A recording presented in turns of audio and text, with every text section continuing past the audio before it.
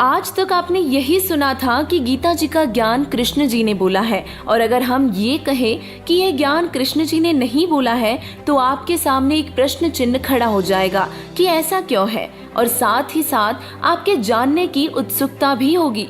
दर्शकों, महाभारत के युद्ध स्थल के बीच में गीता जी का ज्ञान कृष्ण जी के मुख से बोला जा रहा था, लेकिन अगर हम कहें कि कृष्ण जी ने नहीं बोला तो यह आपको सबसे बड़ा झूठ लगेगा। लेकिन यह सत्य है कि गीता जी का ज्ञान कृष्ण जी ने नहीं बल्कि काल भगवान ने बोला है, जिसे शास्त्रों में ब्रह्म कहा गया है। इस सत्य को हम इस प्रकार भी समझ सकते हैं कि जैसे किसी व्यक्ति के शरीर में प्रेतात्मा आकर कुछ बोलती है। इसमें बोल तो प्रेतात्मा रही है, लेकिन हम समझते हैं कि यह बातें वह व्यक्ति बोल रहा हो।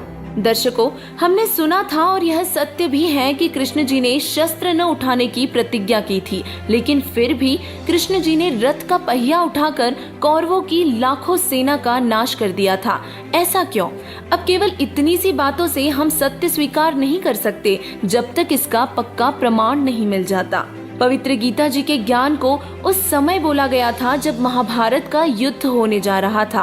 अर्जुन ने युद्ध करने से इनकार कर दिया था क्योंकि दो परिवारों कौरवों तथा पांडवों का संपत्ति वितरण पर विवाद था, और कौरवों ने पांडवों को आधा राज्य भी देने से मना कर दिया था। दोनों पक्षों का बीच बचाव करने के लिए प्रभु श्री कृष्ण जी 3 बार शांति दूत बनकर गए, परंतु दोनों ही पक्ष अपनी अपनी जिद पर अटल थे। यही बात गीता जी में भी लिखी है कि अर्जुन, मैंने ये विराट स्वरूप तेरे अलावा पहले किसी को नहीं दिखाया। और यह विचार करने वाला विषय है कि कृष्ण जी अगर गीता ज्ञान बोलते तो यह नहीं कहते कि तेरे अलावा पहले किसी को भी नहीं बताया है, क्योंकि कौरवों की सभा में कृष्ण जी अपना विराट रूप दिखा चुके थे।